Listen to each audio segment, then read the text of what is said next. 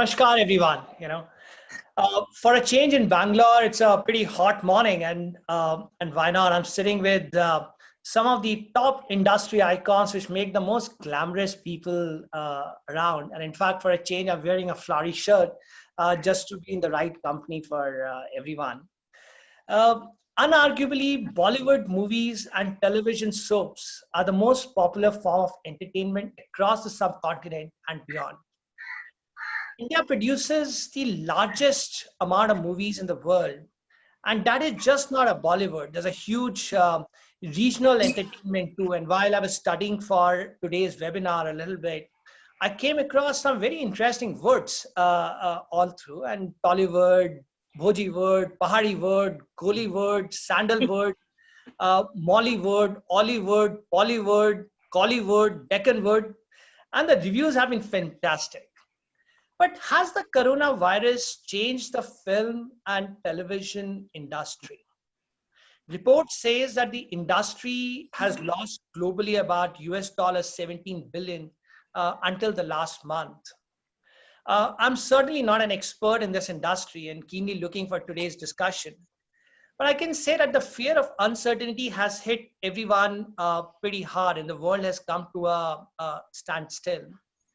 The strict stay-at-home rule has benefited some entertaining streaming channels like Netflix, which have doubled their subscriber base, and their shares have actually soared over the last quarter. But what is the future of entertainment industry post-pandemic, and in what ways will the industry change? There is no doubt that the impact of the pandemic on film entertainment in India, which currently produces over 2,500 films in a year, is going to be severe. There is a complete halt in all activities across production, exhibition, distribution. Cinemas are closed, production has stopped, distribution companies have no work. This means companies in the industry will report losses. So when will the film shoots will resume? Puneet was saying that some television shooting has started, but when will the real shooting start? Is it going to have a personal impact on the mental stability, especially in the situation the artists are in today? What is going to be the impact on technicians, crew members, set workers, some of them who depend on the daily income to run their homes? I'm sure that most TV series have also paused production and cut their season short. What next on revival? How much is the ad sales have got impacted? With the theaters being shut and no idea when they will actually open, is it an opportunity for a mid-segment films to opt for a digital platform? When cinemas do open, whenever they do, it would be a very, very different experience. And in turn, it may have a knock-on effect on box office as well, depending on how many people can attend one performance or one screening. Will this also lead a change in the consumer behavior? Can the film festivals like a Cannes Film Festivals, etc., can go ahead in some form or the other? We have an outstanding panel today, and these are the people who rule the entertainment industry to discuss all this. None of them are privy to any formal introduction, but as always, I have a very strict guidelines by my editor, Hari, so allow me to do so. So we have Alok Tandon, CEO, Inox Leisure Limited, Neeraj Roy, Managing Director, Hangama Media Entertainment, Puneet Mishra, CEO, Broadcast Business, Z Entertainment, Tanuja Chandra, Film Director and Writer. And to moderate the panel, we have Ashish Ferwani, who is fondly called as Feru in the entertainment industry, Partner Media and Entertainment Advisory, Ernst & Young. Ashish, the screen is all yours. Thank you, Deepak, and it's an honor to be amongst all of you today, and what a wonderful panel. So I think this is the first time since the Great Depression that the world has seen a situation which Ashish, so sorry to cut you. Your screen is not showing. Your video is... You're on mute, actually. Ashish, you're on mute. I'm not, but let me unmute. Hold on a second.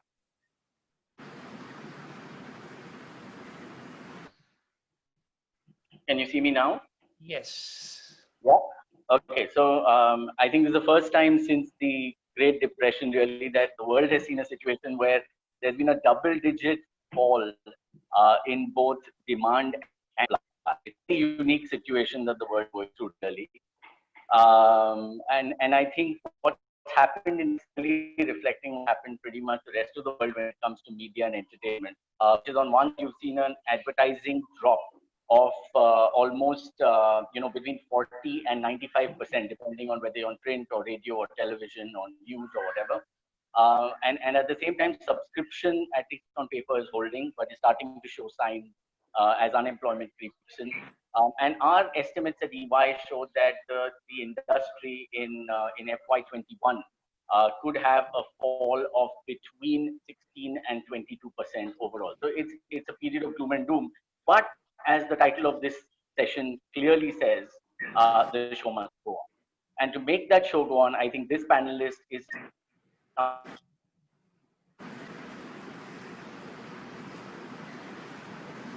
innovative and creative people that we put in the session, which is innovation. And starting with, one of the most impacted segments, Alok, from a film exhibition point of view, what will it take to get people back into theaters? What innovation is going to happen in the segment? Well, Ashish, hi, and good morning to everyone. Well, as we all know, that this situation, this COVID situation, has made all of us look beyond the areas where decisions often used to get culminated. So today, I think that all of us are looking beyond our usual line of sight. And that's the way I've seen every possible industry working today. I would say that it's an entire new perspective that we are looking at. And every business, whether it's in operations, finance, people, engineering, environment, all of the things are re-looking at the way they work and how they will operate in future. You talked about innovation, that how am I or my industry looking at innovation? I would say that that's the buzzword today. Innovation has become inevitable virtue of any business, and Inox is no different. And that's already ingrained in, I would say, our DNA and in our psyche. Traditionally, we have been an innovative company, whether it's technology, whether it's experiences of people, whether it's food, and this will continue. But post-COVID, there's a slightly different way where we are looking at it. What we are saying is that cinemas have always been a melting pot of emotions where people come together, they enjoy, they rejoice. But today what we are saying that we will have different type of screening for our guests. We will promote private screening, and this is totally contrary to everybody coming in together and enjoying.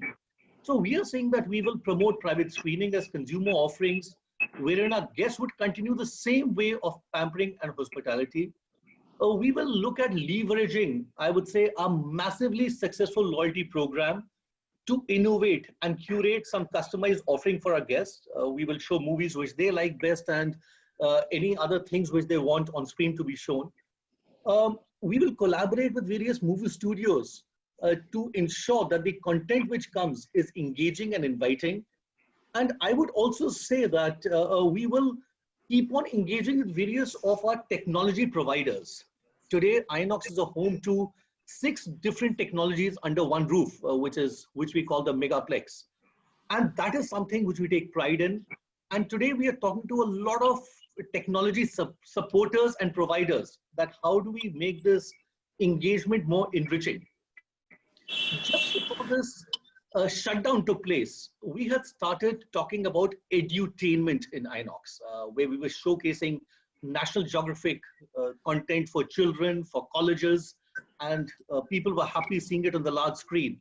So that's something, Ashish, we are working towards and ensuring that we open. That goes up by leaps and bounds.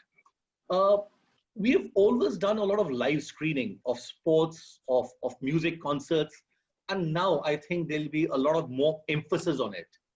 We have tied up with Rajasthan Royals, with NBA, with PBL, and with various other sports governing bodies.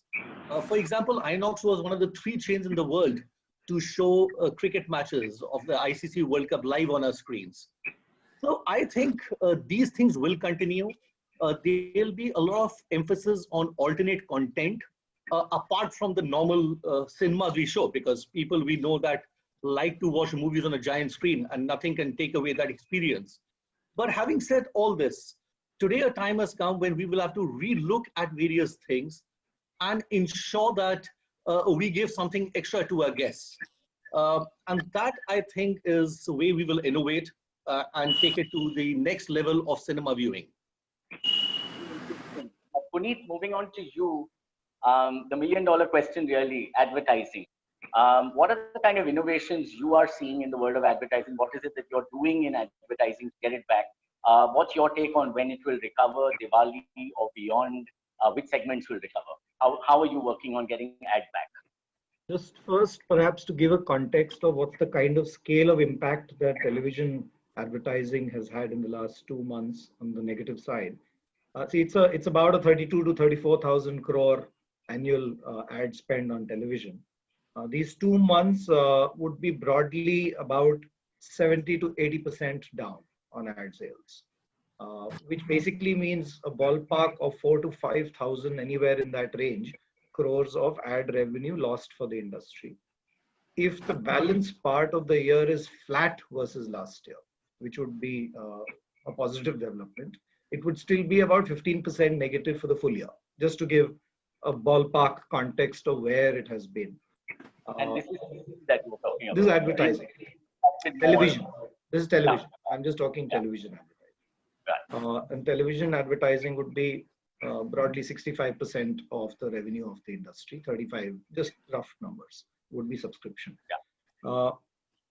What's been happening is obviously the advertiser is focusing on much more on the supply side of things just now, because that's really the place where the biggest issue has been, whether it's production, distribution, retailing. And that's where obviously if the supply side is constrained, the advertiser has found it more prudent to then not be advertising just now. My reading of the situation is that we will see a surge back more around the festive season time, because I think the supply side will consume a lot more time in the next 2 to 3 months. But I'm really hopeful that by the time we are in the festive season, the September, October, November season is when we will see the advertiser coming back a lot more. And I base it on 2 or 3 facts. One is, of course, the supply side would have got sorted. And already, by the way, if you're reading, there's already a reverse migration which has started. Punjab is talking of migrant labor now starting to come back. And I'm really hopeful that the resilience of the great Indian middle class, if I can call it, will bring back the country into some kind of consumption. And advertisers will see the need to then invest to build back the demand side by that time. So that's the first thing that I see as a reason why it will happen. The second is, of course, we are a country which is a positive, hope-filled country, and I can almost hear in conversations from advertisers that they are operating from that hope that it will get better. So it's almost like people are preparing for their launches, people are preparing for their events and so on. So there will be, in that sense, a push towards getting the demand going. So that's really where I believe that the money will come back around that time. Whether it will sustain or not is a $1 million question, actually. So I do see a big blip happening sometime in festive on ad sales. Subsequent to that will depend on how demand is really moving. And my own read, and I am an eternal optimist, and it might seem very filmy and well, we are from the content world, but मुझे ऐसा लगता है कि देश का किसान फिर बचाएगा हमको. I genuinely believe that agriculture will come back faster. And why that's important for the advertiser, by the way, is that money coming in rural translates to consumption the fastest. It will, flow in cash into the system the fastest. So I genuinely believe that while, rural and agriculture is only about 15% of our GDP now, but that's, by the way, the segment which has been growing even now. And I believe that that's where the cash conversion into consumption will be quick. And then advertisers live on the hope of this continuing. And so they will continue to then invest. So I see that cycle starting around that. Innovation, I think everyone's talking about it. Maybe I'll just share an example on what are the kind of things the advertisers are looking at in this lockdown period. And by the way, we believe that will just continue. Advertisers have obviously, content has not been produced. As you know, we shut shoot around 20th of March. So advertisers were essentially looking at saying that, can you do something to create a novelty through the route of content itself within the constraints of, shoot from home and so on. And we found that working fabulously. We did, in the midst of all this, the 25-year celebration of Saregama, which is our prime property. Yeah? If I tell you some of the numbers, you're going to fall off the chair. 200 million plus was the reach of that show. 57 million on TV alone. All of it was shot, 250 plus artists, all of them shooting from home on mobile phones. All of that done over a period of just about 2 days. All of it through the mobile phones reached into, nobody was working out of offices and so on. All of it reached into places from where it was converted into television friendly output and went on air across 25 odd channels. Yeah, and 58 million people saw it. And I urge this group to just go and download and hear Pandit Jasraj and his rendition of Vande Mataram and all his, all his musicians playing from home. It will give you goosebumps. So those are the kind of things. SBI Insurance came to us, and we created an anthem for them in, I think, 6 languages in 3 days' time, and it was aired simultaneously at 9 p.m. across our network. And of course, good money was made on that as well. So those are the kind of things that I think now will be par for the course, where innovation, solutions, and which brands will seek and we have to deliver. And that's where I think, and it's a great movement. And I just want to end with one thing, with your permission, Ashish.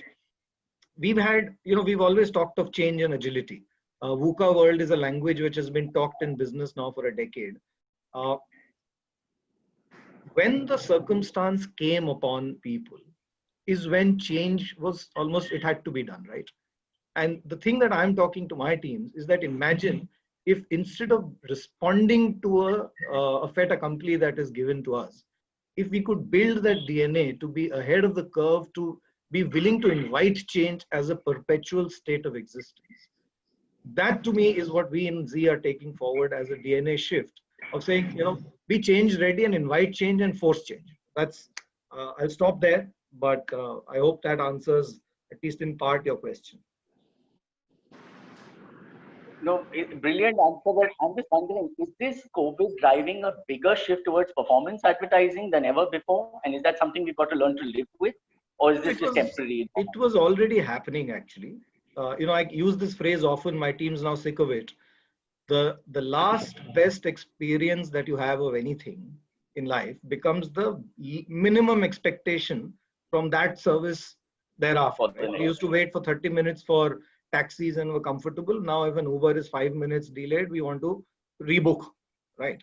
Because that's how human nature is. So this was a trend that was already happening because the advertiser has seen performance marketing coming through the digital world. So we were already on that journey where we've actually built plans for our advertisers, which were linked to delivery of performance beyond reach and cost. E.g., we've done deals where we've talked of lifting the brand equity of a brand and then get, of course, there's a base level price, but there is a top up that happens for that. Or downloads of an app, for example. So those are the kind of things that were already happening, and more will happen. Nothing to do with COVID, more to do with the fact that the world was changing anyway. Okay, interesting. Tanuja, as a director, as a screenwriter with some phenomenal films to your credit, how is talent innovating in this time? In a time where content can't be created, how does the whole thing work? The content you've been creating in the past versus the future, what's going to change due to COVID?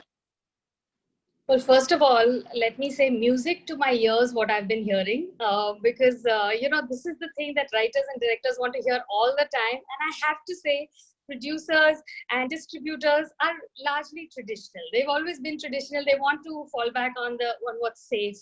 And directors and writers are always trying to push it a little bit, go a bit closer to the edge. So for me to hear that innovation is going to be the key word, I feel extremely excited because I'm always wanting to break the rules. So I think going just by that, looking forward, I think the storytelling will have to take greater risks. If our viewing experience is going to change, if the way we look at content is going to change, content itself must change. And I think this has been a long time, sort of overdue. For the last 2 months, of course, for somebody like me, I have been writing. I've been working on the scripts that one was supposed to produce. As by next month, I was supposed to actually get into a shoot for a series, web series that I was working on all of last year. So, well, but best laid plans of mice and men, nobody expected this. And I think that, so my biggest worry was, of course, we're planning, hypothetically speaking, we're planning, okay, next month we start prep, toward October we start shoot. But how do we shoot? So there'll be like 200 to 300 people on the set, right? We can take all sorts of precautions, but what about in front of the screen? What about the actors who are obviously not going to be wearing masks, who are obviously going to be interacting physically with each other? What happens to that? Because are we going to now have to sort of include that in the script somewhere? What about all the scripts we've written all of last year? So it's exciting, it's fun, and I think that going forward, if at all we still stick to the scripts that we've written pre-COVID, and we produce them and we make them, I do think the audience has, the viewer has the kind of capacity to look at it as a thing of the past and still enjoy it, and not have to have that in every script. But yes, stories are going to have to change at some point, because interactions are going to have to change. I think stories will change. And what better time, like he said, like Mr. Mishra said, that, what better time than now to just go ahead and tell all the stories we've been dying to tell, and we have not been able to, because they were too risky, too edgy, too truthful, time to fall back on the truth, I think. Interesting, very interesting. Neeraj, moving on to you. I think when we were prepping for this session, you brought up a wonderful point about, the subscription economy. Okay, and how you believe that this is something that's always been coming, but I think COVID gives it that extra boost. Love to hear your views on that again in detail. Yeah, sure. Hi, morning to all my fellow panelists and to all the viewers out there. So before I respond to your direct question, Ashish, I wanted to draw upon some very interesting points which, both Alok and Puneet made, as well as, the last points on Tanuja. See, the Indian media entertainment sector as we know it is very deeply rooted within the film economy. Deepak, in his opening comments, swayed between 1,500 and 2,500 films or so. It's more like 1,700-1,800 films, about 16, 17 different languages. Almost about 3.5 to 4 billion admission tickets that were traditionally sold on an annual basis. If we were to look at it just 3 months back, and this component, the fact that this culture, the artists, the talent, the stars, who some of these stars we've known to have gone about in a year endorsing as many as 22 products which are advertised on Puneet's channels across different categories, etc.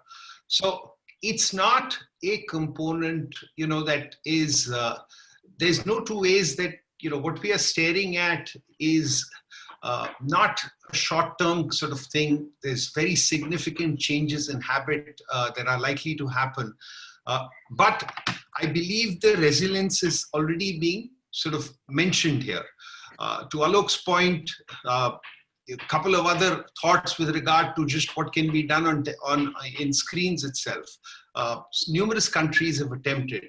Another category that, apart from what you've already spoken about, Alok, you may want to look at is like esports as a category for opportunity in terms of viewing, whatever. Huge amount of growth that's happening in that space. And clearly, I think the production aspect has been one of the biggest deterrents. So we saw in the first 4-5 weeks, our good friend Sunil in the BARC weekly reviews would keep talking about how television had grown at one time, I believe, almost about 44-45% or thereabouts in terms of viewership, but yet advertising was down 70% or thereabouts. Now, we emanate from that, and our business is completely a digital business. We've, in the last 7-8 weeks, or almost about 10 weeks now, every time I've spoken to friends of mine across different industry, we happen to be in one of those unique categories, which are, I can say, have probably, I think everyone's impacted, but we're probably lesser impacted. At one level, our consumption has risen. So our video platform, which is Hungama Play, in the first 4 weeks itself saw 66% growth in consumption.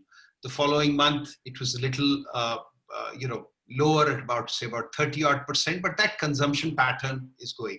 What that led to is people beginning to see, we also sort of sense that by and large, viewing on OTT platforms was still a very personal kind of experience.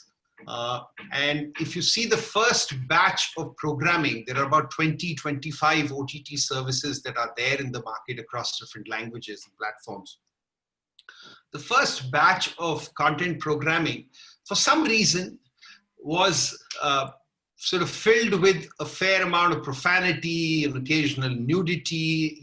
It was almost liberating for creators to have a platform in a certain form and work around. And for that reason alone, it was not necessarily coming into the living rooms of average middle class homes, as it were. It was still a very much a personal device kind of consumption pattern of sorts. We, as a company, have been doing about 10-12 shows on an annual basis, and would be releasing one show for about 4 to 6 weeks or so. We noticed the same sort of scenario because we have about 7 shows which we are not able to complete right now. But what happened was something different. We got other creators who had done shows, independent filmmakers, who started coming across and were looking for platforms for delivery in a certain way. So that was another aspect that came around. But I think the biggest move, coming to your point, Ashish, is what I sense is this is a very, very different world. So we shouldn't be surprised about cinema halls doing screenings and private screenings, etc. That's happened. I mean, one of the most fascinating things that I saw was Domino's, the pizza company in India. If you go even now, they're selling atta. And I mean it, they're actually selling basic essentials. It's like you can buy into oil, this, whatever, etc. And this is leading to, I think, a massive surge that you're likely to see as far as the core subscription-driven economy is concerned. My own belief is that what we saw in India between 2016-17, which was the first sort of 4G digital wave of sorts, where you had massive adoption purely because of drop in data tariffs, etc. Now that we've moved from almost a 15x growth of what data consumption used to be till 2-3 years back, this one is likely to result in a lot more collaborations between media as companies as well. I believe, businesses like print, which unfortunately at this point in time have fallen off the cliff, will need to look at, subscription structures. And on a standalone basis, they may not necessarily be able to do that. So in which case they will co-opt. They will co-opt with Puneet's OTT service as an example. They may co-opt with numerous others which are there in the market. And that then creates a very interesting opportunity, because the next 3 to 4 years, I wouldn't be surprised if there are 500 million consumers who are willing to allocate about 100 rupees a month for a bouquet of 4-5 services that they may go in and out of. They may be they may use it for 2-3 months, then find some content which they will like on another platform. And that, when you look at it, is roughly about a 70-75,000 crore market, perhaps the equivalent size of what the broader television industry is already right now, and 5x the time of the Indian theatrical business, as it were. That's going to happen very rapidly. And the reason it's going to happen very rapidly, Ashish, is we've seen the power of ARPU growth in the telecom ecosystem. Airtel is a company is at 154, already itching before the end of this calendar year to be at 200. And enough analysts who are talking about over the next 2 years that ARPU to go to about 300 as an example. All of that is not going to come only towards, data, as in, it's going to be driven on the back of services as well. And for each of these companies, every 10 rupees of ARPU increase is anything between 3 to 3,500 crores of enhancement in EBITDA on an annual basis. And a big part of that, to me, is going to come back into the entertainment economy in some form. I think that makes a lot of sense. And there's a question from the audience, which I think is cut out for you, Neeraj. Being a serial entrepreneur yourself, is it a favorable time for new entrepreneurs to enter an OTT business today? So the short answer of this is it a good time for an entrepreneur to get into whatever? My answer will always be yes. You've got to create the, there's a new terminology, Ashish, and you will be very familiar with this because it's folks like you who go around spreading this sort of stuff, which is called the low touch economy right now. The low touch economy is a whole new business out there. And I'm amazed, it takes you all just 4 or 5 weeks at times, and you sort of come out with trends which are, which we will be using in forums like this for the next 4 or 5 years. I remember a term which we used, Puneet will recollect this year, for almost 10 years, and we forget using it, we almost abused it, which was called convergence.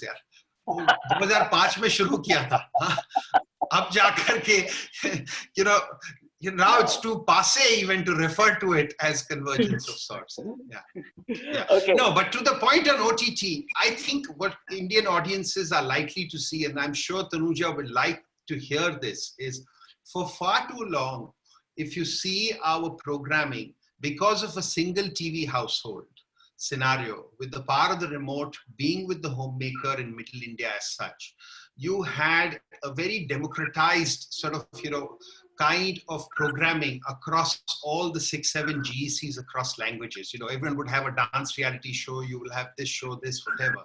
Whereas when you go into the big bad world of the OTT ecosystem, you discover almost 30 different genres and categories. I mean, biopics is a great sort of thing. It needn't be, because that's stuff that can be shot and put together as an interesting way with very much the today's kind of shooting environments as an example. It's just one of those kind of examples. So I think there'll be a lot more innovation, because people, when they get into the OTT ecosystem, it's more like going down the rabbit hole of sorts, and you're constantly discovering more and more. And that hopefully will create, an interesting set of, consumers and viewers for us. No, that's so true. I think, if you look at the way the world is changing right now, and India is kind of leading the change in consumption, I feel sometimes, because of this the sheer number of OTT subscribers we have. If you just look at it, you have maybe 850, 900 million people who access television. You have maybe 350 million who watch online video. You have 120 million who go into cinemas. You have paid subscription at maybe 20, 30 million people paying for OTT subscription. I mean, these are huge numbers. Even if you look at the smallest number, it's bigger than the total consumption of several countries in this world. But this world is changing. And COVID has impacted a lot of it. So, Alok, I'm going to ask you a very dirty question, and you will shoot me for this, but I'm asking your forgiveness in advance. The release window question. We're all waiting to hear from you guys again. Is this a permanent change? What are you seeing? Ashish, I doubt. And today, when we talk about the OTT or window coming down, I think that's only for a few movies. The Indian public likes to see a movie on a giant screen with crystal clear image, uncompressed sound, enjoying a soft drink and popcorn with their family and friends. So I think that that's a very short-term view we are taking of it. I think that there's complete faith in the global theatrical value chain, and that underlines the significance of cinematic experience, its robustness, and the preference among the masses. So that I think, Ashish, will continue. Yes, there'll be blips in between, but let me tell you, we all discussed about the OTT platforms, and most of us watch it for web series. Most of us watch it for maybe a movie which we have missed in the halls, and then trying to catch it up on our television sets. But otherwise, I think that the people like Tanuja and others in this forum would love to show their content on the large screen for the masses to see. Today also, the people who subscribe to these platforms are a handful. We have got 135 crore population. And I'm not a data expert, but these are very few. The last I knew that there were only television sets, only 19.5 crore households with televisions. Forget about having 2 television sets in a house. And you may say that today you are able to watch that content on your mobile phone. But let me tell you that watching a movie is a social experience. We can't have headphones put into our ears and we enjoy a movie. I will really not like to do that. But having said that, questions, Alok, for you already on the chat. Okay, I'm going to release the first one to you. When will you Hindi be released? Sorry, could you repeat that question? Sorry, Puneet, you were saying something. Yeah, if I may just come in before that question, I think the problem is that oftentimes when conversations happen, there are positions which get taken on one extreme or the other. My own experience in business has been that, nothing is an or world. Everything is an and world. Let me give the context. So, movie theaters are an amazing experience and people will keep going back to to watch movies. There's no question. The penetration of movies would be, in Hindi at least, would be 5-6%, meaning that 5 or 6% people go and see the movies once a year in the cinema. It's a big number still. And many more see it than on television, and it's both which continue to help each other. So it is going to be it's consumption which will keep growing. More is more. I have seen this now on content on everything, and all of us, if we reflect back, we'll see more is more on content. And there is a role for the cinema theaters for people to come there and see it in all its glory. And then there'll be many more who might see it on television, and there will be some who will see on the mobile phone. This whole thing of one at the cost of the other is actually a myth. I can give you 5. I'll give you my favorite example. I used to be obviously in the FMCG world before this. And in 2005, everyone said modern trade will rule and the Kirana store will die. Because, it was all one versus the other. Both have grown, and Indian consumers have different needs. It's not about content or platform. It is about the need of the consumer, and different platforms will fulfill different needs, and the same consumer may have all 3 needs, does have all 3 needs. So I think I totally take your point, Puneet. I'm not saying it's or, I'm saying it is and. I was in support of your argument. No, I understood that, and I'm just adding more to it. What I feel is that today cinema halls have given that the way it has come out as luxury, technology, service, an outlet for Indians to go out and enjoy. Today, and I know that I'm lynched everywhere when I say it's the cheapest form of entertainment. I'm not talking about those 4 or 5 cinema halls in the country. But today, Inox being a public listed company, our average ticket price across the country is only 200 rupees. So it means if I'm charging more for a ticket at a certain place, I'm also selling those tickets at 60, 70, 80 rupees. So I am with you, Puneet, that yes, it will coexist. It will grow. But answering Ashish's question about this windowing, I would say that till now, the world over, it is, Ashish, that a movie hits the cinemas first. There's a time lag before it comes on an OTT or any other form of viewing. And that's a value chain which has been respected till now. And I think that that gives a lot of power to the content creator for the masses to come and see what wonderful product they have created.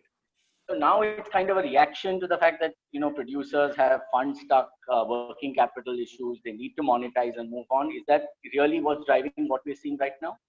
Well, Ashish, our request to them is just wait for 2.5 months. And again, we can't tell people not to do that. It's their business model.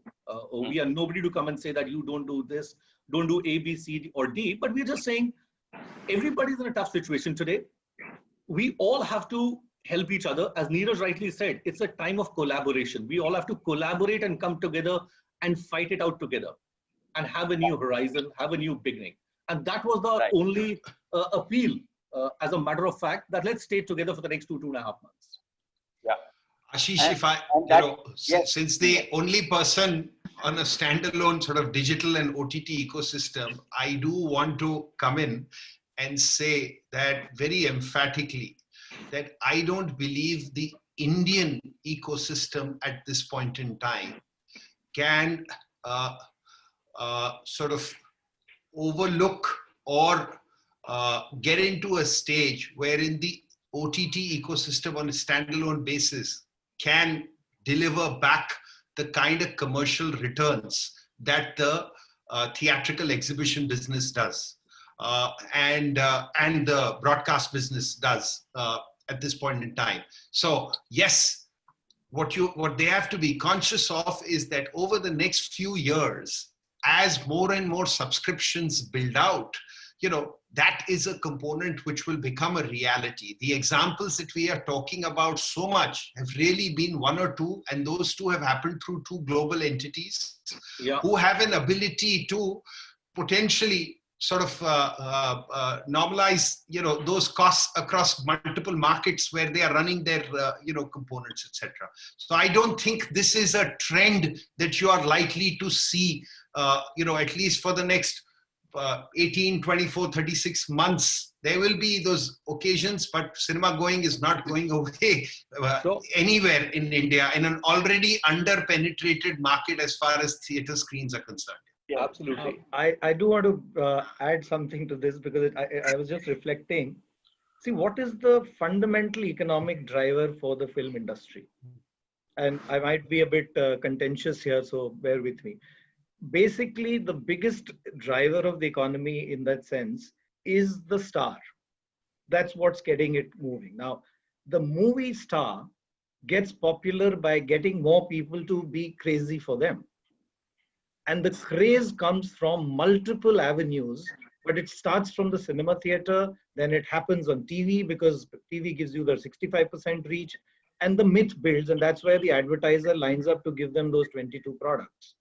So finally economics will trump everything. The economics currently, right or wrong, is with the star, and if I may add, the male star in many cases. And hence it is going to be, unless something dramatically changes, there will be, people who are creating content which is not so driven by the male star and so on. And those will look for avenues where they can make the economics work in different platforms. So it will be all kinds of things. Thriving of content is what will happen. People will have to keep figuring out where is that consumer for whom they can create that kind of content, and platforms then are mediums. Puneet, there's a very interesting question on this topic from Biren Ghosh. He says media channels are about building franchises and star-drive movies. Continuing your point, they use this personal equity to power brand communications. And he asked that, films are nearly 9% of total M&E, broadcasting is around 50%. What will be the mix in 2025? How will games, interactive, will the mix completely change? Will there be different segments we're looking out? Puneet, your point. I may not have all the numbers, but we did some modeling on the two dominant conversations which keep happening, which is TV and digital video. Of course, there is a big growth happening on the other aspects like gaming and VR, but the bases are small. So even if it grows 200% for 5 years or 500% for 5 years, absolutes will still, in comparison, not be as large. So if I just look at TV and digital, we said, look, let's use one metric which helps bring the two together from a consumer standpoint, and not go with impressions on TV, bark measurement, this, that. So we said that measure is time spent, because finally people are spending time, right? So if you could quantify time spent on TV for watching video and time spent for watching video on digital, last year, full year, 12% video watching in terms of number of hours would have been on digital platforms. Balance was TV. We just looked at those two as the split. Over the next 5 years, we expect that total consumption will keep growing in both. Digital will grow anywhere between 20 to 30% CAGR. Television will grow on time spent in a manner so that the total this thing will be, obviously it is not going to go at 25-30.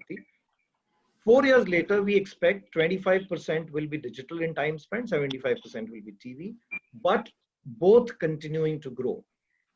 Digital growing a lot more given the base. So that's the one construct that I can talk of. That's what we expect in terms of time spent. This is not money and so on. This is time spent by viewers. Puneet, when you say 25% digital, are you including gaming and other things, or this is pure No, video? This is video viewing. That's why I said this is video consumption. Video. I'm not including gaming here. Those are, of course, going dramatically, but on a very small base, as we know, still on total revenue in the industry. But yes, growing dramatically.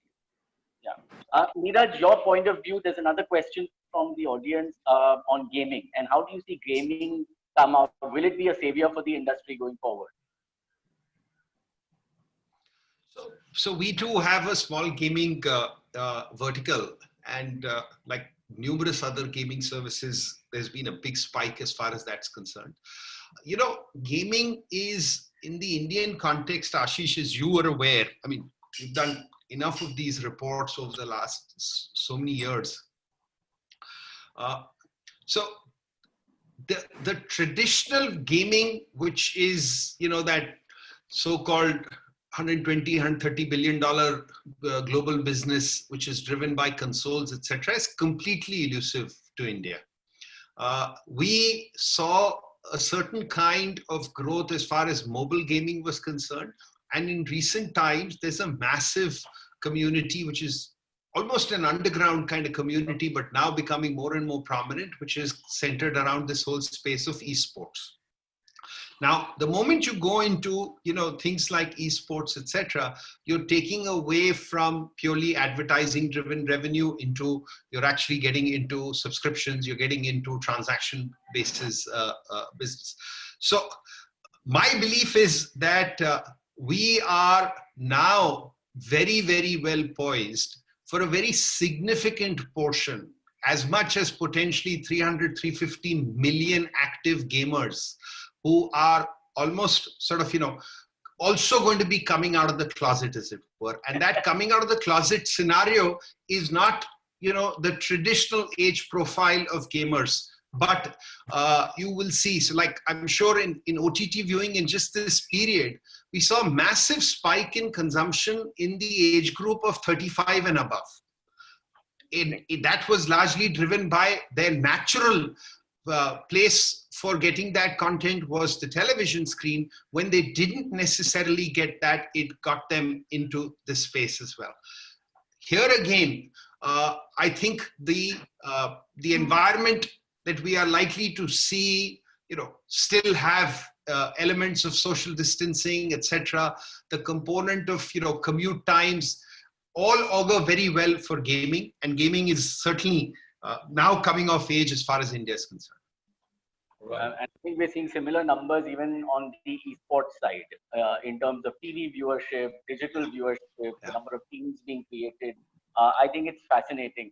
Peru, I want to take to sorry, you. Peru, just interesting one, and maybe Neeraj, you correct me, but I heard that this was a research presentation made recently to me, which really shocked me. The data said that there are more women gamers in India than men. And this include, basically they were including gaming on the mobile, all kinds of games that get played, including on the mobile. And they said there are more women gamers if you take the totality of the universe. So Puneet, they must have mentioned that for a particular genre of gaming, which is basically, you know, casual online gaming, or what you would call as even the space of mini games. That is not unique to India alone, although, you know, that component has been on the rise. Like in the US, this category as much as 65% of the gamers, as far as casual online gaming, games, which will, I mean, you would even take games like Candy Crush and all of those within that category as such. There is, the woman gamer is certainly on the rise as far as that's right. They included all that, of course. Tanuja, I'm coming to you now from back to a content question, and this is something that is very interesting for everybody. And after you answered, I'd like Pudi to answer it as well. Okay, there was content running on television channels before the lockdown. As a content creator, if you were writing the scripts for that, would you on autopilot continue where the stories left off, or would you think you need to change the stories post-COVID? Well, actually, see, when you were discussing that, whether things will change or not afterwards, I think beyond all business, it does come down to the very basic core of it all, which is storytelling. A theater will give you a place to watch it. A producer will give you a company from where to produce it. A funder will give you monies with which to make it. But the thing that actually gives joy, entertainment, a kind of a feeling of fulfillment is the act of the artist or the writer or the director sitting in front of a blank computer screen and writing words. That's where it all emanates from. So I think that the basic core of storytelling remains as it has for centuries. I think our country is filled with stories. There's no shortage of stories. And as you were saying, that it need not be only films as opposed to digital content. It can all coexist, because digital content, which gives me personally a lot of satisfaction as to the project that I was going to do next, is an entirely different kind of story that you cannot tell in a film. A feature film cannot have all of the diversity, the landscape, the different tracks of the different characters that a series can. So I think that gives you a different kind of an experience. I would imagine that a lot of the stories that we've written, say in the last 1 year, especially if I speak about the one that I have been working on a series as well as a feature film. They both have strong enough legs to stand on that they need not be scrapped, or they need not be like, this is not going to work at all in post-COVID world.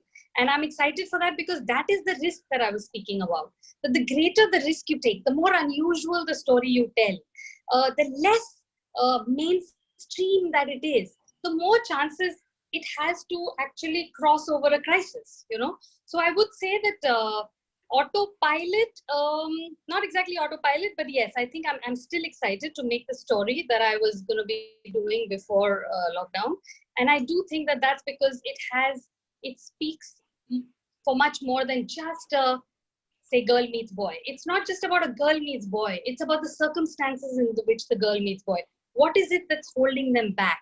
What is it that makes them what they are? These are the things that make something go beyond its time.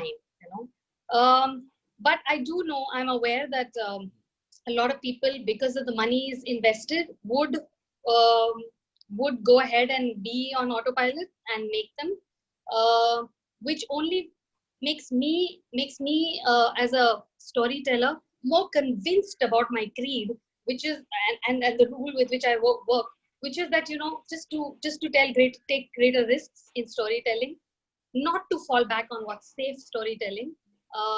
And to really explore. Forget the formulas of the past. We need new formulas for the future. Forget all the past. Formulas should now post-COVID be dumped altogether, because it makes no sense to have a formula anymore. It makes no sense. On this point, I'm going to bring in Alok. Alok, do you see? We've always heard that movies are being created for that top bracket of Indians who can afford to go in the theaters and watch them.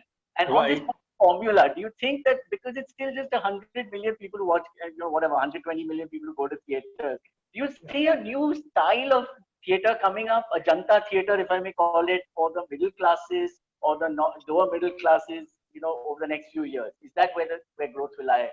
Well, answering your question and what Tanuja, where she left, I would say that, see, the passion for cinema in India is homogeneous, but the taste for cinema is heterogeneous across the country.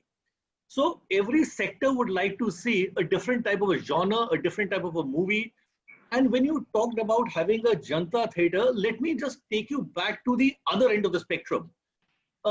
We found this beautiful mall in South Bombay, which was hardly working at that time. There was nobody over there. And I'm talking about the Atria in Worli. And after a lot of research, we said that, no, I don't think that any place could be better than this, than having a cinema screen. And what we did, Ashish, was came up with a cinema in South Bombay for the first time in 8 years. For 8 years, there was no expansion in that market. And you're talking about a Janta cinema. I would say that it's a research which goes behind anything. You have to look at the micro target your audiences. You have to see that what they want and then build a theater or anything around their expectations. And that's exactly what we did. So today what we are doing is that we are building theaters, whether it's in a Mumbai or a place like Kurnool or a Vijayanagaram, as per the aspirations of the people, as per what they want.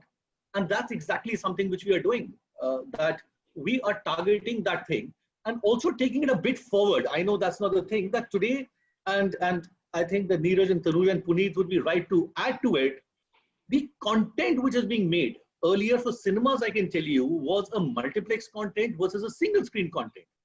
Then it became a metro versus a non-metro content. And today I see that when we release movies in a metro, how difficult, or the people who come into a South Bombay theater is totally different than what comes into a theater which is, let's say, in a Kandivali or a Ghatkopar or any other Borivali of Mumbai. So even the choices what they would like to see varies from Faggot city to city, but also in a same city, in different parts of the same city. So that's how I would like to say that things are changing, and we are today targeting our own guests and seeing that what we can give them. Puneet, how are you looking Ashish, Ashish, may I come in for a second? I just want to, yeah.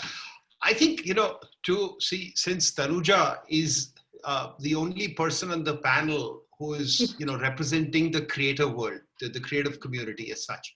I think to me, this is about also a time wherein the traditional business model needs to be relooked at. The traditional model used to be that you expected 50, 55, 60% through theatrical, release, maybe 30% that came from your broadcast, and the balance was really made up of digital, etc. I'll give you just to tickle the imagination of the audience that's there as well. In this period, we did, it's been about 78, 79 days or whatever.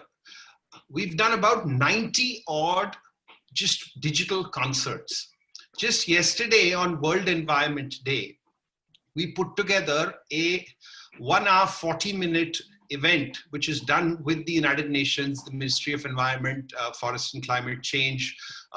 And this event was mounted across 20 digital platforms, which is part of the Hungama network as such, okay? At the same time, every telecom carrier sent a notification. It was 7 o'clock to about 8:40. And that's close to about 500 million notifications which would have come across, etc. Now, obviously, this was a free-to-air thing. It was something that is done for a particular cause, etc. There are about 25, 30 talented, people from the music world, from the film world, and all who are associated with this. But what this triggered a thought in my mind was, particularly when I was looking at the space of music concerts. We are currently working on a product wherein, to me, if I can bring a quality experience at 10 rupees of a price point, knowing fully well that for us to reach 10 million consumers with their preferences, etc., and for them to easily click on that, that's like a 10 crore, collection that's possible in an environment. So I think what we are all also going to be looking at is, apart from the narrative, how do you cross collaborate? And to Tanuja, Maybe she's telling a story which is for that bigger screen, but because for the first time we are witnessing an amalgam. For far too long, you had digital audience only defined as millennials, this, whatever. You had your cinema audience very much family. Your television audience, there was a little bit of a crossover across both. It is all coming together, and perhaps there is space for, you're saying that theatrical with one stop interval mission for 2.5 hours, but there is a multiplot version of it or a deeper version into those characters, etc., which is happening across. I genuinely believe that there will be interest in things like this that will happen.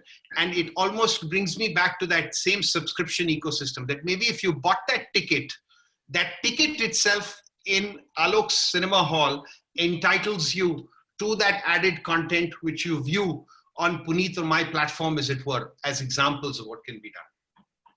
Multimedia, multi-format, different cuts built for different purpose. We are looking at a completely new model of funding the content that we create and the businesses that we run on the content side. And it starts with, we have to relook at the overall model in the foreseeable future.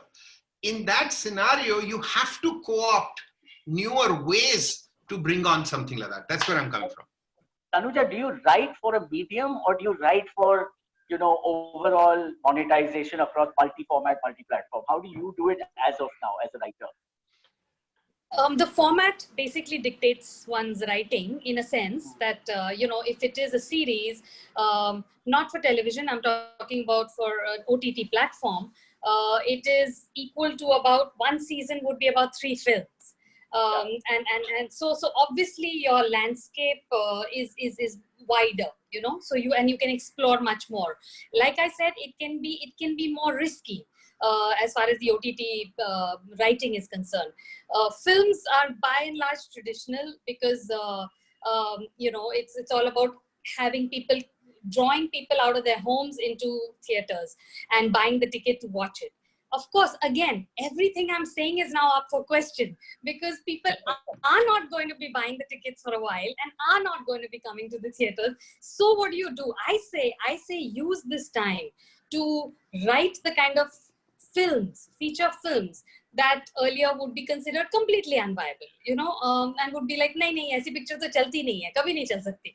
I say write those kind of films. You never know that by the time people start to buy tickets to come to the theaters, they might have already tasted that with so much OTT viewing, and might just be sick and tired of watching the same old thing. I say, I find that the slightly traditional attitude comes from the makers. It's not necessarily from viewers. Viewers are, my 85-year-old mother is addicted to Netflix, and she does not watch Hindi content. She watches English content and the kind of really bizarre content which I never imagined she would enjoy, and she does. So I think that how can we make rules? The binary that that Neeraj was talking about, that we should not go into black and white. Just everything isn't either this or that.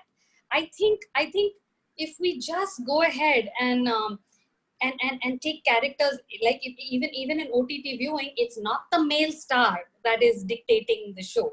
Thankfully, there have just been huge number of brilliant actors coming out of the woodwork from everywhere, being hailed for their performances on OTT platforms.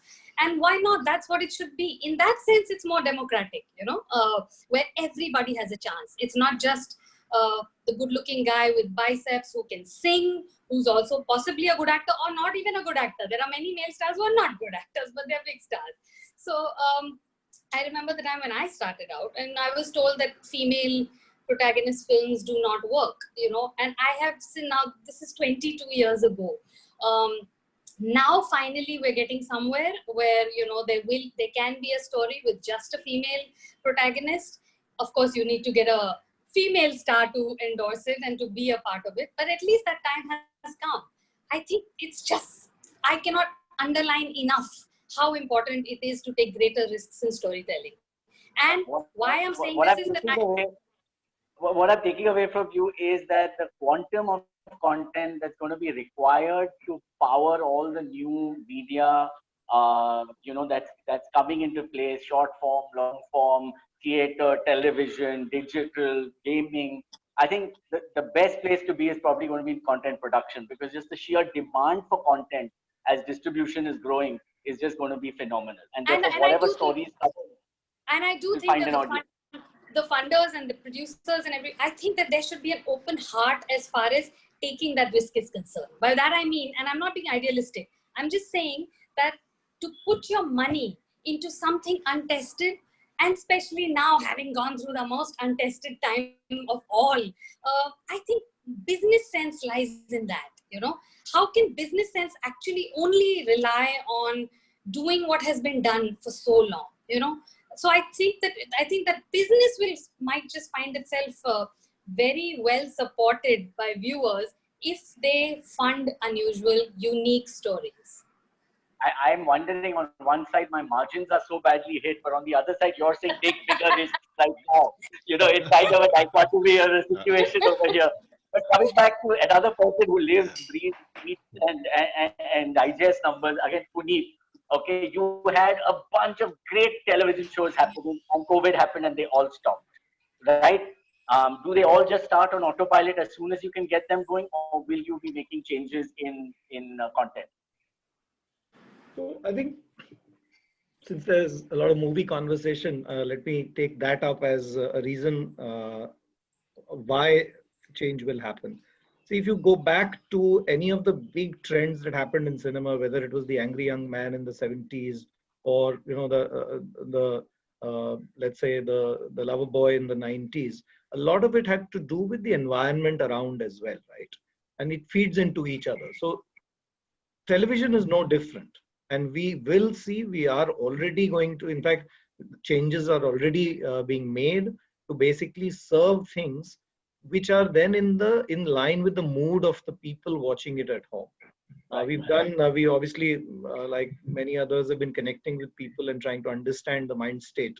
And, hope and optimism and positivity, for example, is probably something that is more needed. Even now, if you see the content that was being watched, apart from news, for example, a lot of mythos came in. Comedy was something which was being liked on TV. Humor is nice. And, slice of life was something which was seen to be nice. So we will see those consumer trends flowing into stories. And I just want to link some of the conversations we were having earlier about the kind of stories and so on. See, I've been, for my life earlier, been a product FMCG kind of a person. And there, the world starts with saying, what is the consumer demand? What is the kind of segmentation that exists? And hence, how do you create product to target? Actually, content is a product, a great product, which is designed a certain different way. We did not perhaps think of it as consumer first in design of content. We thought of creator first, because the creator sort of writes first, and that then is the starting point in many ways. What we will now see with the evolution of various platforms and the ability of consumers to make choices is that perhaps more business people in the content world, I'm not talking the creator, will figure out what is the brief to which a content should be created because of the consumer that they want to and the business model they want to go and target. So an OTT world is targeting a consumer profile of a certain kind and hence wants a certain kind of story. I have a channel which I am, let's say, going after the Hindi heartland masses. My brief will be different. So for example, there was a conversation on biopics and we created Mahanayak Ambedkar, which we are running on ANTV. This kind of content earlier in a GEC conversation may not have been something that a typical GEC content creator would say will fly. But it became, in the week of launch, our most popular show on that channel and has really been getting us rave reviews. So it is about, I think, the big shift that will happen, and not because the business guys need it or the content creators need it. It's the sheer evolution of consumer and the choice they have, that people will start thinking consumer first and then design many stories thinking which platform will serve that consumer. So it's an end-to-end shift that will happen. And immediately, of course, on television, given that we're coming back, we are going to be making changes to suit that mood. But I do see that there will be some structural shifts in the kind of stories that will get told as well, given this evolution that we're seeing around us. Alok, coming to you next, there's an interesting question from Shubhi. She's saying, can theaters run series all day on weekend for people who like to binge watch? It would be great to definitely see some of the OTT stuff in a theater. But following that question with one of my own to say, how do you see the recovery finally panning out? Metro first, non-metro first. Where do you see it happening? Okay, let me answer that first question first. We would love to show lots of web series, but then the cinematographic act has to change, because what I show on the screen has to have a censor certificate attached to it until I take various permissions. For example, if we show a Spot 7 live, we have to take N number of permissions to do that. But answering that question, yes, I would love to show a web series on the screens running 24 hours, people coming in, going out, and enjoying it. So that's the answer to that. And Ashish saying that, I think the question was, how do I see cinema halls opening, if I'm right? That was the question. Metro on metro. Where will it all start? Well, metro or non-metro, where will it start? Well, it depends on how the central government looks at it. What directives we get from the central government, how and when can we open, and then followed by different directives from the state government. So we are in constant touch with the center as well as various states. We are giving a lot of, I would say, representations to the government saying that how ready we are to welcome back our guests. We are telling them that how confident we are to win back the confidence of our guests by various preventive measures we are taking to ensure that they have a safe environment in our halls. But answer is today, we don't have any clue. We've been told that we are put in the third phase. And let's see what happens in the next couple of weeks, whether we open. Well, it won't be a metro versus a non-metro. It'll be a state-wise opening. That's how I think it'll be. Right. Another, from your point of view, Puneet and Neeraj, question really for both of you. Advertising demand, do you see it coming first, metro or the regional space? So I think there isn't going to be, given the mass reach of our channels, that much of a differentiation from the mass channels point of view. So I don't see that difference from TV advertising point of view as much. But that said, if I was to make a difference between Hindi and regionals, if that was to be looked at, even there, I'm not seeing that will be such a big differentiation. There may be some states where if the economy is a bit slower, if it moves a bit slower and all that, but no structural reason why I foresee there will be a dramatic shift between metro, non-metro, or by regions. Not at this point. Okay, at least because you guys live off FMCG on television as the key. Yes. So staples are largely kind of unaffected. Ashish, we don't live off them, yeah. I stand corrected. You add value to their life. Yeah. We don't live off them, yeah.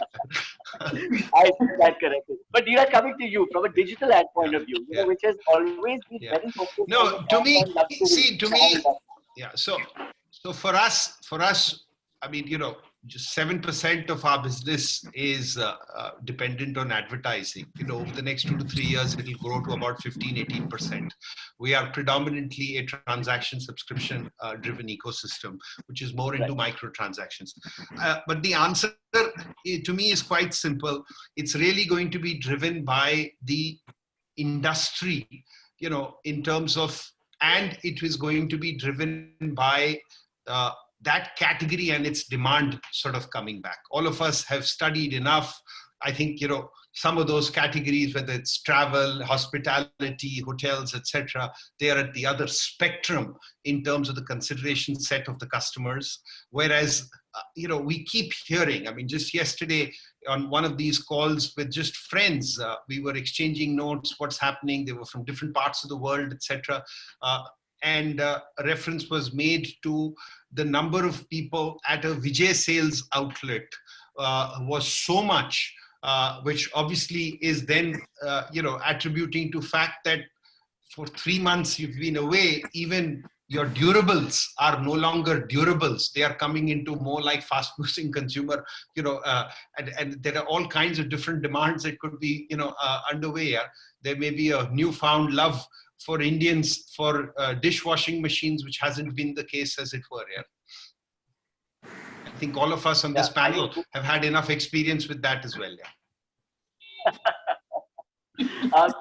Question from the audience for you, Tanuja, saying these days a lot of individuals shifting towards valuable content rather than star-based content, which you did touch upon. Which one of these two types do you think will have a major share by 2025 or thereafter? Which will have a major share? What do you mean? Sorry. Valuable content or star-based content? Where does the future lie? My heart so wishes that it would not be star-based content, but hearts are known to be wrong very often. I would say, finally the thing of value always is the story. That is the thing that touches a viewer deep in their hearts for whatever reason. That is the thing that sort of seems to jump out of the screen and go into their minds. So I think I would still say that the story, the content, I don't like using the word content because it doesn't quite imply the beauty of what a story is and what a story can do and the truth of human existence that it can convey in just one shot. So I would always want it to be the value to be with stories as opposed to stars, because stars are the vehicles, and there's something really magnetic about watching a wonderful actor whom we all love on screen. But what is it that he's saying? What is it that he's feeling? It's the emotion that he's feeling that comes purely from the story. So I know that this is not a proper answer to your question because I don't want to utter the words that it will be the star that can be the value. even though drives that emotion, right? Is it the story which drives the emotion or the star that drives the emotion? But fair enough. I would put you in a spot. Anirudh, there's a question for you, Puneet. How could an FTA TV channel survive post-COVID when ad revenue vector has completely dried up? So I think maybe it needs a bit more nuance to be added. I'm assuming the question is that how does an FTA channel, which is also investing in fresh content and hence has costs attached on content, but no subscription revenue coming in, how would they survive? Versus maybe other channels on free dish who may have content which is already monetized on other sources, and hence the cost of content is not there. I guess that's the nuance to be added. I think the latter have no challenge. In fact, if you look at we had pulled off our free dish channels about a year and something ago. And the assumption at that point that we had was that the pay ecosystem, the pay advertising in the Hindi GCs, for example, as an industry, I'm not talking a channel, had actually not grown for 3 to 4 years because a lot of money was going on to the free dish platforms as advertising, which we were all part of. But the place where investment was happening on content, which is pay GC, which is the source, if that did not grow, then in a way it would have challenges in future in terms of the investments that could be made on new content, right? That was the reason at that point of time we had taken the call to not have those free dish channels on air. The economics of it, yes. And yes, we're back. Yes, we are back. And the reason for that, and maybe first to answer the question there that came on free dish, advertising actually will be back as much as it will be on other channels. So it isn't a different behavior that we will see. It's just that the economics of it, when you're not investing in the content, makes it viable if it's a repeat content, so to speak. If you are investing in new content, it will be a challenge, I think. But just I think adding one more kind of layer to this question, we've already seen a few channels shutting down. Delhi Aaj Tak shut down, AXN shut down. And I read an article yesterday which is kind of predicting 30 to 40 more channels will shut down. Do you see this happening due to COVID or NTO, or what's really driving this shut down? I think the starting point may have been the NTO, or the new tariff order, which has had impact on some of the genres where, both because of actual viewership and of course the measurement ecosystem that we have, we've seen those numbers drop, and hence ad revenues in some of those genres have dramatically slipped. Yeah. So there, taking Neeraj's point, the industry has also looked at the subscription part of the revenue sustaining some of those channels or not. So the shift that's probably happening is that some of those channels which we only viewed from the point of view of ad sales in the P&L, we are looking at the totality of ad and subscription, because the subscription part of it is something that is contributing and growing for some of those channels. So that is one part. But that said, there will be difficulties for some of the channels to sustain, because the COVID ecosystem, with the impact on advertising that it has meant that P&Ls are getting really stressed. And if there are smaller channels who do not have the capacity to handle this for a period of time, they might find it not viable. So we will see some of that happen. Okay, I think we have time for a couple more questions and then we'll do the wind up. Alok, question for you. Do you see drive-in theaters coming to fore? Are you thinking about anything on those lines? I was on mute, yeah. Well, in India, it's a far ask, because for us, a good weather is only for 2 or 3 months in a year. If I look at Mumbai, we have only 2 seasons. Either it's hot or it's raining, nothing else. So, and coming out for just 2 or 3 months in a year, 2 shows in a day, I don't think it makes financial sense. Yes, it's a nice concept. There are only certain parts of the country where people would like to enjoy it, or the weather will permit us to enjoy that. But going forward in a country like India, I don't think it'll have traction. Though, yes, you could see 2 or 3 coming up for sure. But I do not think that there'll be more of them, and it'll make financial sense at all in a country like India. So that's my direct answer for this. Okay, question for you, Neeraj. Do you see animated content will play a good role for OTT in movies or in series, as it doesn't require production activities involving real humans, but only animation studios will be at work, so COVID norms will also be followed? No, so absolutely. The short answer of that is yes. And I'm glad that you brought this up, because I also know, hopefully our friend Biren is also on this call. It is completely an area. And again, to the broader point of trying to get Indian audiences, Indian viewers, doesn't matter which platform they are consuming this content on, and whether they're consuming it in cinematic form or television form, episodic, form or whatever. I think the category of animation certainly has great potential for growth here. Okay, I think one last question, we really like it. Short form content, whether short form, short films, short web series, what's the future of that? Do you think they will change the way the audience earlier used to go crazy for mainstream movies? Open to whoever would like to see. Ashish, I'll give my quick 30 seconds on this. Globally, that is a big trend, without a doubt. I mean, on the one extreme, you've got the whole TikTok kind of sort of phenomena, which is really short form. On the other end, you've got what Katzenberg has done now with QB as an example, which is, top talent.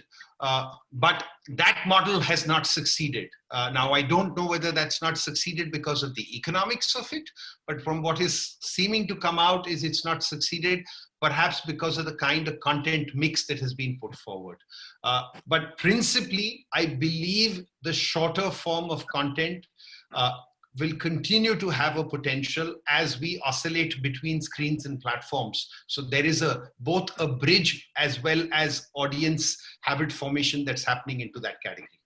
I think the short form content is also a way of democratizing, the ability of artists to take take themselves out to the larger world, and probably have a much bigger socio-economic impact, really, from that point of view. And with that, coming to one last question for all of you to answer one by one. Your mantra for the year 2020. How are you telling your teams? What are you telling your teams in order to get through the year? Hello. Okay, telling the team that there's a lot of passion for the Indian cinema industry, and we will bounce back. A strong company always bounces back. Our fundamentals are strong. Our passion is high, and we all are eager to go back and do the best which we are known for doing, is to show movies and pamper our guests. So stick to the fundamentals, and we will bounce back. Okay, Absolutely. Puneet, you were talking about something called fitter for the future. Is that your mantra for the year? So I guess all of us are basically saying that, look, what's happened has happened. We've got to figure out now what happens when life comes back to whatever the new normal may be. And what we've been talking internally, one is we are very, very clear that given what all of us are going through, empathy as leaders is something that we are very clear will need to be something that we'll have to be practicing a lot more. The second is what we call agility in our own setup, which is that, look, there is no point in saying that I have a 1-year plan. Even 1-year plans now have no meaning, right? But if we build the ability to be able to connect dots from our past experiences and then handle whatever new situation is thrown at it, that's the thing that we're talking of. And resilience, we're basically saying those would be empathy, agility, and resilience would be the things that we will have to be focusing on, and innovation as a route to just grow further in the future. Those would be some of the things that we're talking about internally. Okay. Neeraj, your mantra for 2020. I think survive. Let's do it. Survival is the new growth. And genuinely, I also believe for the next foreseeable future, the subscription economy and retention is also the new growth.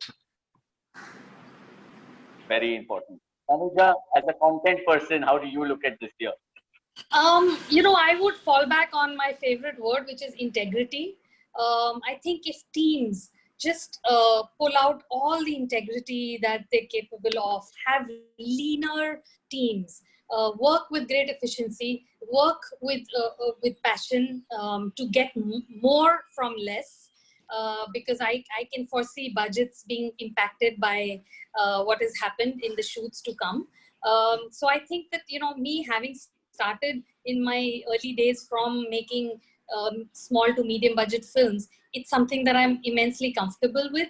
But integrity is invaluable. You can't put a price tag to it. So I just think that if teams would summon all the integrity that they're capable of, I think that we would still make really beautiful, content and tell stories, which are bound to find viewers, because storytelling itself can never really die.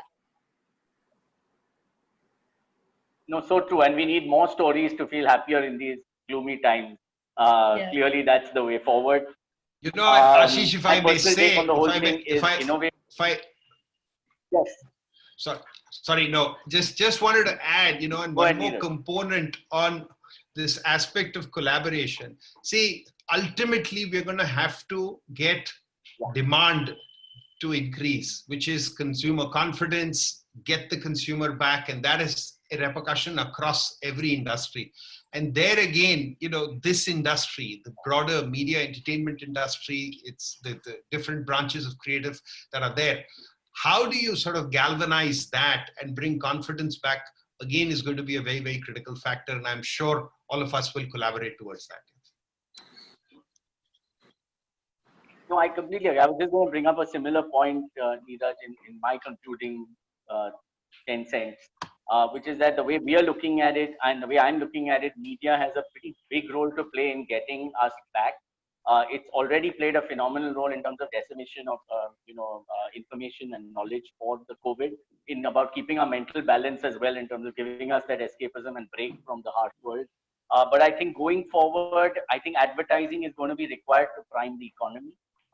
That's a clear takeaway from my side. As supply chains come back, advertising has to come back. And I see more partnerships in what you're saying between brands and media companies to enable transactions and performance advertising, as we spoke, with the end customer. And therefore, I think media will go a long way, and we're a very important part of the industry. but I think our role will only grow more important, because post-COVID, I think that just the need for escapism, the need for knowledge will only keep going up as we all try to reinvent ourselves and come to terms with a slightly harsher reality. So concluding with Jack Ma's words, if you get through 2020 alive, you should count yourself on the right side of luck. I'll hand it over to you, Deepak, and thank everybody on the panel and thank everyone in the audience. I see we still have over 100 people. Thank you very much. Ashish, thank you very much. I think it was an outstanding discussion, extremely engaging and insightful. I actually thought, being in a media industry, I'll say that, wish we could just press the pause button and skip straight to the next year. But seeing so much of positivity within everybody, I think it was very, very heartening. So thank you very much for this. I think there were a lot of takeaways today, including words like collaboration, innovation, AI, subscription model, looking at a content being as a product, not being a product centric, but a consumer centric. I think it's been an outstanding discussion. Tanuja, I just hope that we don't just see the children movie this year. We also see some intimate scenes and hand-holding scenes being shot in this particular year. And before I say a final goodbye, I would probably like to ask all three of you. I know Neeraj had to go, so he left. But Alok, you are a fabulous chef. What did you cook in this lockdown period? Let me just ask you this. Let me bit out of the entertainment and the media stuff. Deepak, I think that is a one-day wonder. And luckily my wife is not in this webinar. If not, she'll really kill me. Well, nothing at all. To be honest, did not try my hand at all in the kitchen. So I think I was happy with that paneer pesto which I made and which you tasted.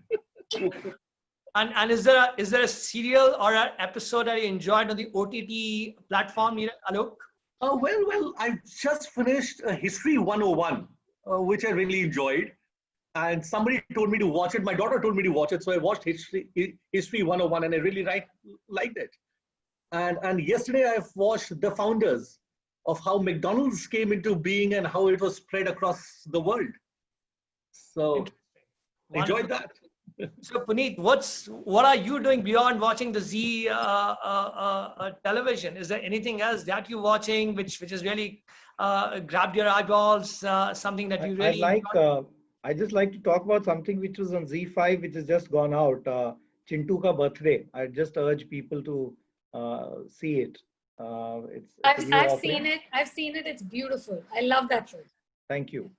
And I will communicate that to Tarun and team, Tarun Katyal and team who created that. And yeah, that's the one thing. The other thing I was watching was, I don't know if you've seen this one. It's an older series, but Man in the High Castle.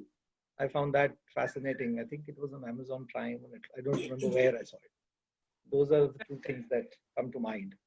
I also saw, by the way, with my daughters and my mother and my wife and the help at home, the 1979 Golmaal and the 1981 Angur.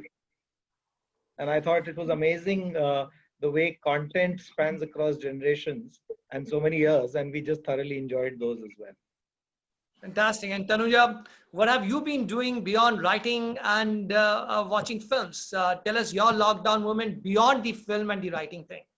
Well, unfortunately, I don't cook, so I haven't been cooking. I have been washing quite a few bartans every day and doing some kitchen duty. Besides that, of course, reading, talking to people. I, in fact, wrote a piece recently for HT Brunch in which I mentioned that we've all begun much more to have conversations on the phone as opposed to WhatsApp messages and emojis only, so actual conversations, actually discussing, talking, reaching out, which one tends not to do because one is so busy. So I think going back to the basics in a sense, other than that, lots of anxiety, huge anxiety, but also, being with family and trying to make sense out of it all. Right. And what has been the Feru's lockdown movement, Ashish? So I'm doing a lot of stuff. I'm playing the guitar. I'm spending time with parents, with family. I'm having a nice time. I'm reading all my old Alistair MacLean's again. I'm having a blast doing that. Just have a little time at night. What I save in travel, I'm trying to invest in just pure, escapism and fun. It's been a good time. But overall, we could say that entertainment holds such an important part. The consumption of the media and entertainment had definitely grown, and the consumer behavior has changed as well. So thank you very much, everyone. This has been really a wonderful session. Thanks to all the attendees. And I look forward to seeing you next weekend with another round of experts on a topic on B2B services and how they're coming back into the business again. So until then, thank you very much. Stay healthy, stay safe. Namaskar. Thank you. Thank you. Thanks, Vero. Bye, Thanks, Anuja and Alok. Thanks. Thanks, Bye. everyone.